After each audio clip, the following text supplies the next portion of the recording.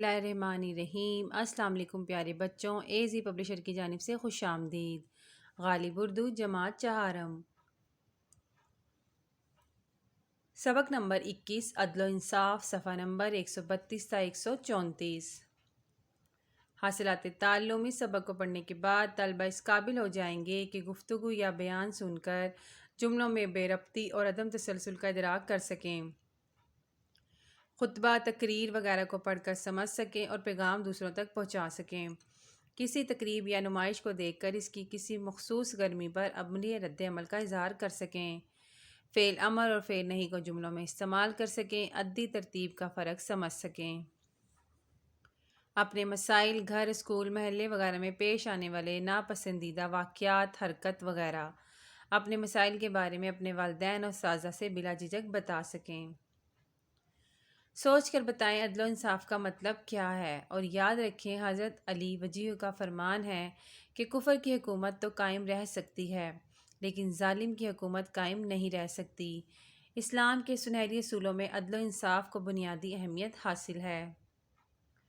تلفظ سیکھیے۔ ترکیب: خدشہ، پاسداری، مساوی، منصب، عدل، اصول و ضوابط، حاکم اور محکوم۔ پیارے بچوں، کہانی کی پڑھائی کرتے ہیں۔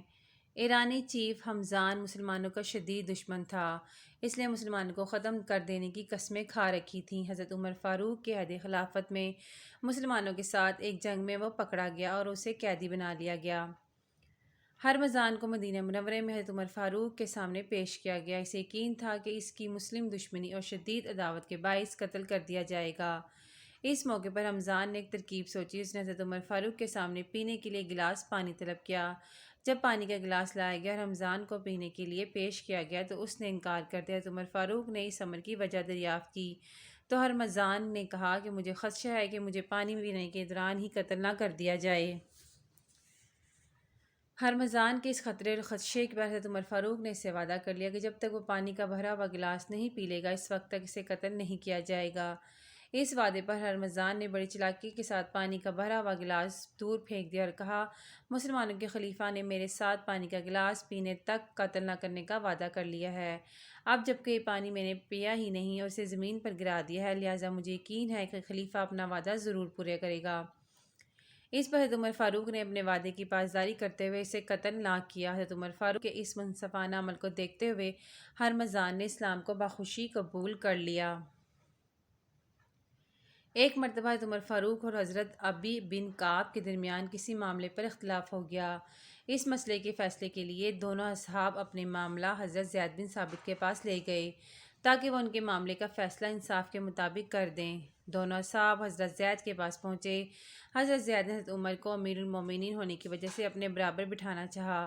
حضرت عمر فاروق نے حضرت زید کے اس عمل کو سخت ناپسند کیا اور فرمایا، اے زید، ہم دونوں کے ساتھ مساوی سلوک کرو۔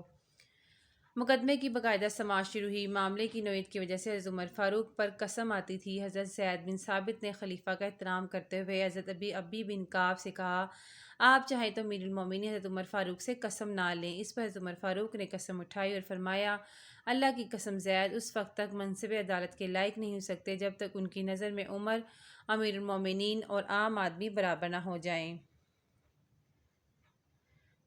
جبلہ بن الایام غسانی شام میں ایک چھوٹی سی ریاست کا حکمران تھا۔ ایام نے اسلام قبول کر لیا تھا اور ایک بار وہ حج کرنے کے لیے مکہ مکرمہ آیا ہوا تھا۔ طواف کے دوران اس کے لباس پر کسی غریب عرب کا پاؤں آ گیا۔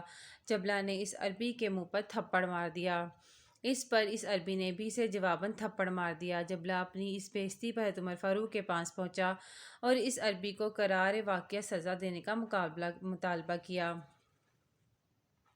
اس نے کہا کہ اس طرح کا کوئی شخص، ادنیٰ شخص، میری اپنی ریاست میں ایسی گستاخی کرتا تو میں شخص کو ضرور پھانسی چڑھا دیتا۔ جبلہ کی اس بات پر حضرت عمر فاروق نے فرمایا، یقیناً اسلام سے پہلے عدل و انصاف کے ایسے ہی اصول و ضوابط رائج تھے، لیکن آج تو اسلام کی موجودگی میں حاکم اور محکوم سب برابر ہیں۔ رمضان کا تعلق کس ملک سے تھا؟ آپ نے بتانا ہے کہ رمضان کا تعلق کس ملک سے تھا۔ اسلام میں عدل و انصاف کی بہت تاکید کی گئی ہے۔ عدل و انصاف پر عمل کرنے والے معاشرے میں ہمیشہ امن و امان اور خوشحال رہتے ہیں۔ حضرت علی کے فرمان کے مطابق کفر کی حکومت تو قائم رہ سکتی ہے لیکن ظلم کی حکومت قائم نہیں رہ سکتی۔ پیارے بچوں، ویڈیو دیکھنے کا شکریہ۔